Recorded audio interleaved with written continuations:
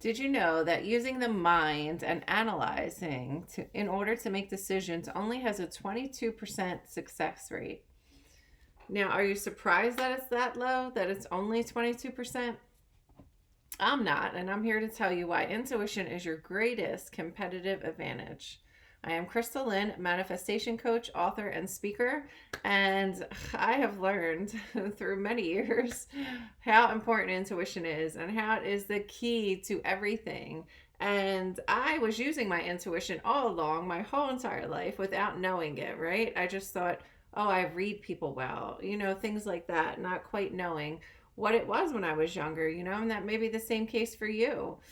And tuning in with yourself is so important to not only have a life that you're passionate about, to lead a life that you love, to do something that you love, that lights you up, that excites you, and so much more, right? Otherwise, like, what are we doing? We're just like going through life, going through the motions, going through the process, and not really connecting with what honestly our soul purpose is. Like, without intuition, will you get to your soul purpose? Probably not, because if you're not tuning in, then you're just doing what other people tell you to do. You're just going with the flow. You're just taking what comes, settling for what comes, like, oh, this is good enough, right? And honestly, we're not here to be good enough. We're here to have an amazing, abundant, beautiful life. It doesn't mean it's without struggle.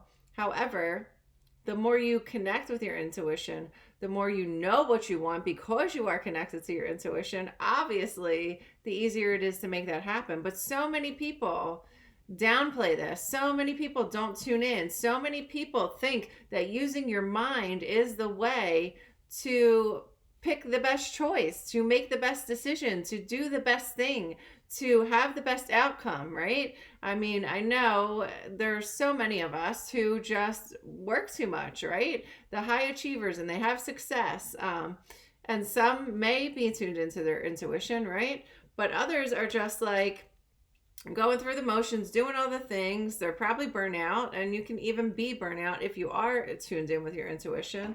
But at some point, the listening to others, it's just not going to work. It's like, when you're in high school or grade school and your parents tell you that you should be this or that as a career, right? I remember my mom telling me I should be an accountant, and I had no interest in being that. And now, and probably even then, but like looking at numbers all day and spreadsheets, oh my God, like terrible.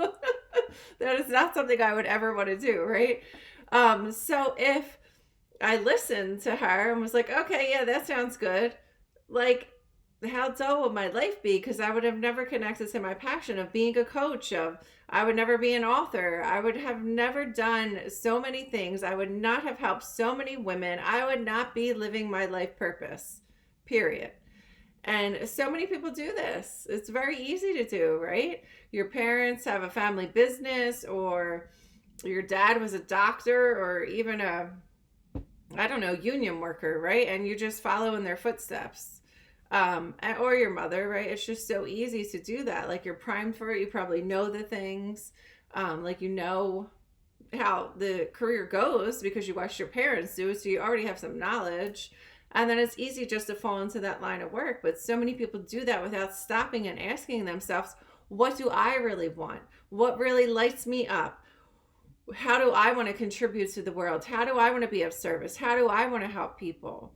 What's a problem that really bugs me that I would love to solve, right? All these things continue into your intuition and like where your heart really lies, like where you really get to go. And it, not everything's easy. There's always going to be some things that we just don't love doing as part of any career, right? But for the most part, like when you're connected and you're doing what you love and you're tuned in and you're lit up, I mean, that changes things drastically, right? Not to mention, like, now's the time, right? To show up, to tune into yourself, to awaken, to connect with your spiritual abilities, to be empowered, and to help empower others, right? The more you heal yourself, even if you're just here to heal yourself, the more you heal yourself, others around you heal. Your family members heal, just because you have. There is some trickle event, right? Not to say that they're going to be as elevated as you, and some are much lower on that scale, right? You can't like instantly cure them, but it does help. Like it does have an effect. And definitely with like our children, the more we heal and clear ourselves, the more that's passed down, and then they're not carrying the things like the limiting beliefs that we carried from our ancestors because we did the work, right? um so it's intuition is your competitive advantage, because when you're doing what you love and you're listening to yourself. And by the way, intuition does not make sense sometimes. You're like, what, you want me to do that? I don't know.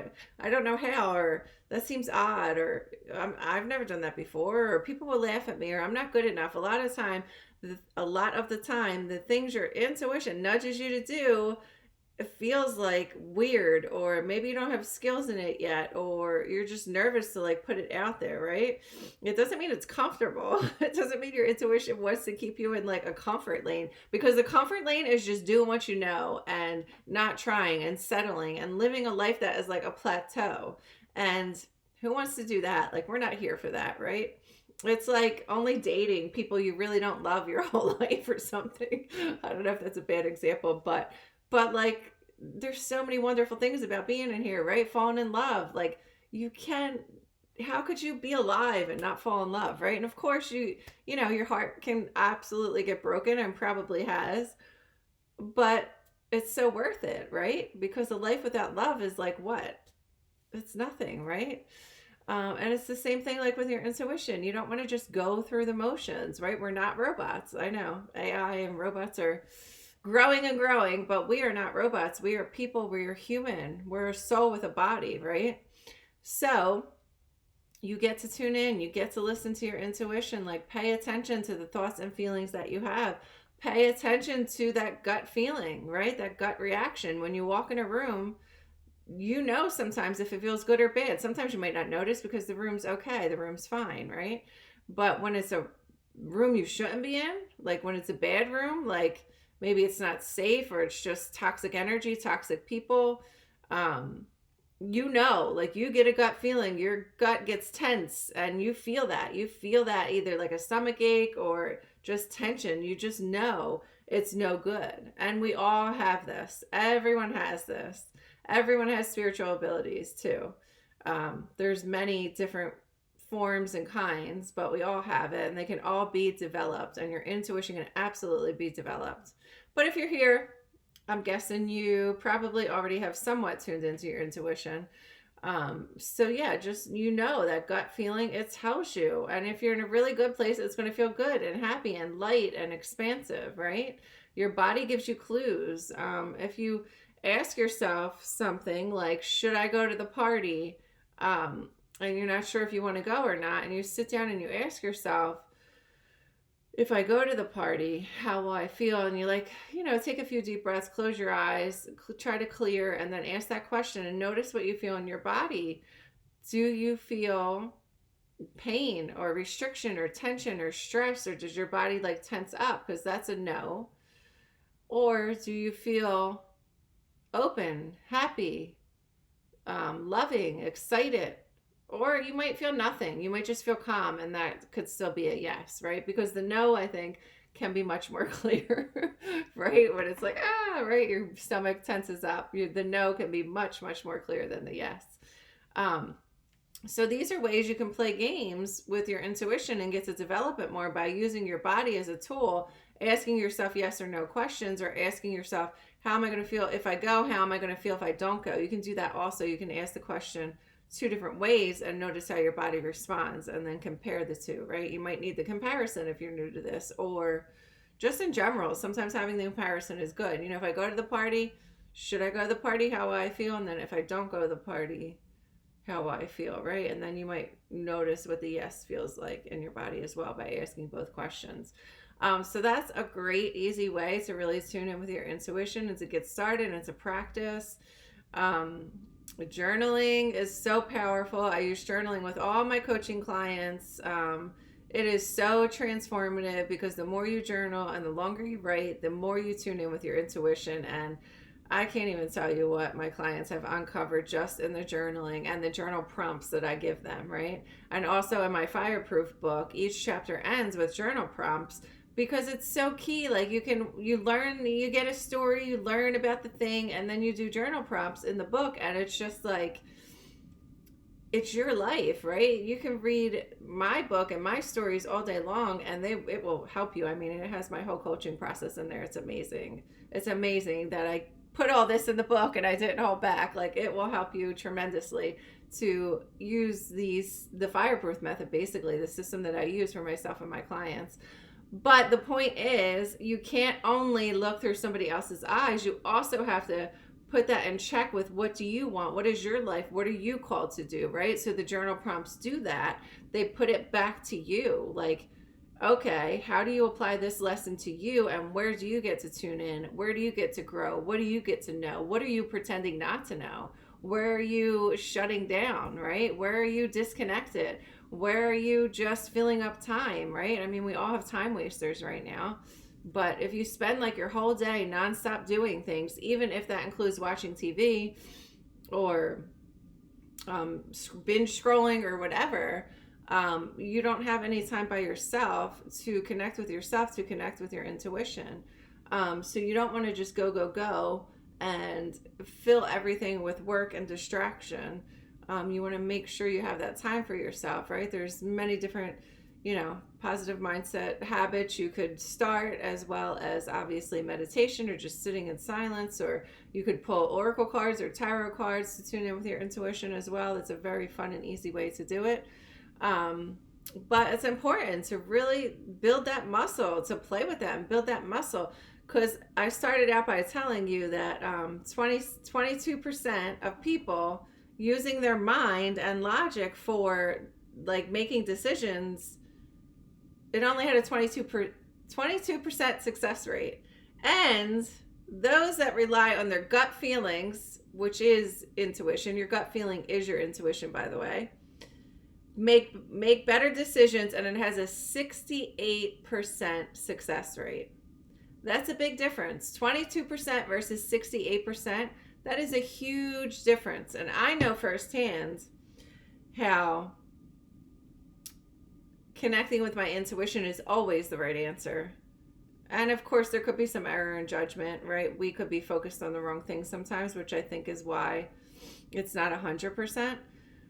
But not tuning in is like failure, in my opinion. Like, not tuning in is never going to get you the right answer, right? So it's so important to really tune in and focus on what that is for you, what the right answer for you is. Because the other thing is, we give our energy to other people. We listen to them, right? They've had success, so we should do what they do. But they're not us. Maybe their approach doesn't work, and we have to do it our way, with the way that lights us up, with what resonates with us, so that we can crush it, honestly. Because if you do it somebody else's way, it's just not going to work. And by the way, how many people give you advice and tell you what to do that have not excelled or have success in the area that they are giving you advice on? That happens all the time as well. Please do not listen to anyone who has not done the thing themselves, who has not had success themselves. Like, stop giving your power away, because you know what to do. It's all right here, and you know the answer. So stop pretending that you don't. This is your invitation to show up, to tune in, to do what you want, to trust your intuition and put that first and foremost. And that's how you make, oh my God, something dropped. It scared me. And that's how you make the best decisions, right? That's so weird that happened. But maybe it was just emphasis on this whole thing that I'm saying, right? It's so important for you to trust yourself, to tune in, to go after what you want. And listening to somebody else, yes, we can learn, we can get educated. There's things we need to know, absolutely. But giving your power away and thinking that somebody else has all the answers, that's not true. That's never going to be true. So I invite you to tune in, do the body check, right? Tune in, play the game, tune into your body, and see how you feel if you do something and if you don't do something. And you'll start to know what a yes and a no feels like in your body. If this helped you, please let me know in the comments, and you can grab the Fireproof book to learn and embody the Fireproof Method and apply that to your life. Or we could hop on a call if you want to dive deeper and learn more about one-on-one coaching with me. Thank you for being here. I'll see you soon.